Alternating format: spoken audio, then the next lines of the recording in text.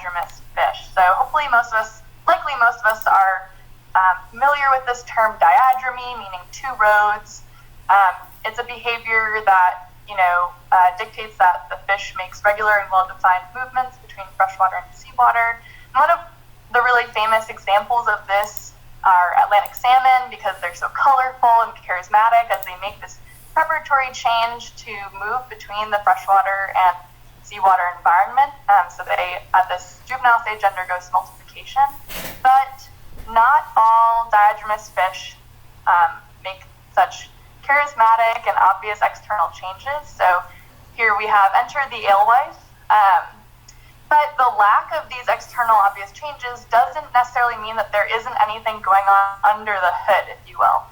So the goal of this study was to look a little bit deeper at alewives and see if there are any underlying physiological changes. As Erica mentioned while she presented her poster, we're referring to actively migrating juvenile alewives, so ones that have already decided to leave the lake or pond and they're on their way to sea. Those we will be calling migrants, and alewives that have not yet initiated that migration we will be referring to as residents. And so for this project, we sort of dug into whether or not, we predict that migrants will have greater gill NKA activity. So that has to do with osmoregulation.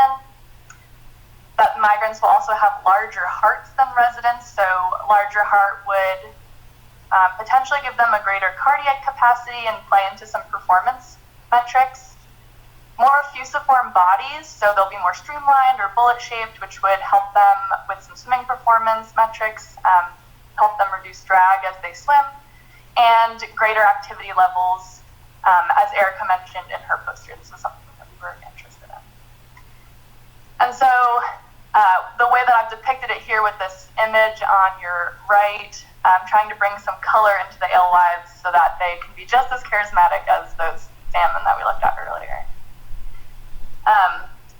The fish used in this study were collected from Bride Lake, and as I said, right, migrants are those actively migrating ones, so we trapped those at the outflow on their way to Long Island Sound, and then the residents we purse seined for in the middle of Bride Lake. And then once we had those fish, we I'm now getting my connection is unstable, so hopefully everyone can hear me. Hear you just fine. Okay, great. We did 2 years of experiments. The first year, we had freshwater and seawater tanks, so we did a little bit of a salinity challenge with these fish, 1 and 5 day time points, and then the data we collected was on size, gill tissue, and blood. Today we're going to be focusing in on that gill tissue. That's where our NKA data is coming from. And then year 2, we had holding tanks that were at freshwater, and then after a 24-hour seawater exposure, they went into a Lalago swim tunnel, as Erica mentioned, and we got a whole slew of data from that experiment, but we'll be kind of honing in on the morphometrics, behavior, and heart size, and we'll use a little bit of that speed data as well. So if we start off with our gill NKA activity, if you get a little bit lost going through a lot of different factors here, you can orient yourself in the top left of the slide. There is our little schematic that'll help orient you. We had 3 time points, roughly early July, early August, and early mid-ish September, and then 3 different salinities in situ, which is right in the field of freshwater and seawater during our salinity challenges. And so if we look at our NK activity, which you see there on your y-axis, we see that in situ and also at day 1 and day 5 in freshwater, we're not really seeing any difference in that NK activity, which is not surprising since NK activity is sort of a measure of the osmoregulatory capacity or how hard they're working osmoregulating. But when we look at our seawater data, drum roll please, we also see nothing. So also no difference there, indicating that at least with this measure that we're looking at least with NK activity, osmoregulation doesn't seem to play a huge role in preparation. Or on the flip side, you could see it as those residents are already prepared to face seawater just as well as the migrants are. So then if we move on to heart size, this project was done by mostly by Jackie Stevens, one of the undergrads in our lab. A lot of the data that I'll be presenting was done with some really stellar undergrads that we were lucky to have working with us. So Jackie dissected out the hearts of these alewives, did a drying regimen with them, and then plotted relative dry heart mass to see differences between the migrants and residents, and did find a difference in the relative dry heart mass. But she wanted to kind of take this one step further and find out whether this is really a meaningful thing. And so we looked at relative dry heart mass in relationship to the critical swimming speed, UCRIT, that we found in those Alewife swim tunnels. And she did find that there's a correlation between an increased heart size and increased swimming capacity. And so that was a pretty fun sort of functional link that she found there. If we move then to our morphometrics, and I was really excited actually to see another landmark morphometrics study in that poster. So here we have our alewife, and just to sort of illustrate how this is done to study shape, I want you all to just sort of look at this alewife and imagine where you might put a landmark to study the shape of the fish. And actually, for those who are brave in the audience, you might want to go to the top of your screen where it says viewing options, and you'll see a button that says annotate. And if you'd like, you can actually go ahead and take a guess and try to put a dot or some sort of mark on this fish. And think, while you're doing that, think a little bit about meaningful places on the fish. So I'll give you a hint. There's one spot there on the dorsal surface where that dorsal fin inserts the body. That's going to be a meaningful place because it helps us look at depth. Yeah, I see a couple drawings, good guesses. Yeah, so some of the first ones, oh, little heart, that's so nice. Some of those first guesses, you're right on it. That caudal peduncle is a really important place. Again, the morphometrics really being important for some of the fluid dynamics and the way that this fish is going to experience drag as it's moving through the water during its migration, and that having a really big effect on energetics. Okay, so some great guesses here. I'll give you another 10 seconds to get those guesses in. For every right guess, you get 10 points. The points don't mean anything, but it's still exciting. Okay, and then here are our actual landmarks that we used. So you can go ahead and score yourself. Congratulations if you got points. They don't mean anything, but it's fun anyway.